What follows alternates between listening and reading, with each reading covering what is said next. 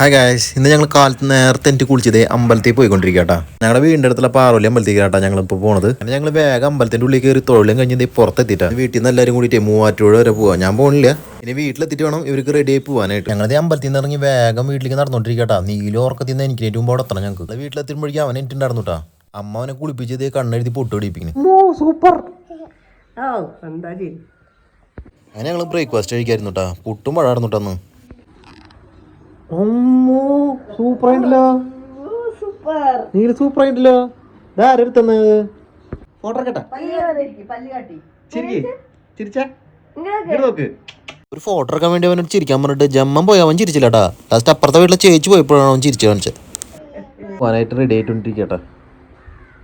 നീലുണ്ടെങ്കിൽ ആദ്യം കയറി വണ്ടിയിലിരുന്നുട്ടാ. അവനിങ്ങനെ കറങ്ങാൻ പോണതൊക്കെ ഭയങ്കര ഇഷ്ടമാണ്. കാറിൽ കയറി കഴിഞ്ഞാൽ പിന്നെ ഒരാളെ മൈൻഡിൽ കേട്ടാള്. അവർ പോയതിനു ശേഷം ഞാൻ നേരെ വീട്ടിൽ പോയി കുറച്ചേരം ഫോണിൽ കളിച്ചിരുന്നു. അത് കഴിഞ്ഞിട്ട് വീടിൻ്റെ അപ്പുറത്തെ പിള്ളേരായിട്ട് ഉച്ച വരെ വർത്താനം പറഞ്ഞിരുന്നു.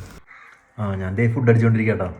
അങ്ങനെ അതിന്റെ കാര്യത്തിൽ ഒരു തീരുമാനമാക്കി. അത് കഴിഞ്ഞിട്ട് സമയം പോകാനായിട്ട് എന്താ ചെയ്യേണ്ടതെന്ന് ആലോചിച്ചിരിക്കുമ്പോഴാണ് ഇത് കളി ഉണ്ടെന്ന് പറഞ്ഞത്. അപ്പൊ പിന്നെ വൈകിട്ട് വരെ കളി കണ്ടിരുന്നു. നീല ഇവിടെ ഉള്ള സമയത്ത് ഭയങ്കര ഓളിമ്പാളാട്ടാ. കാരണം സമയം പോകുന്നതേ അറിയില്ലേ.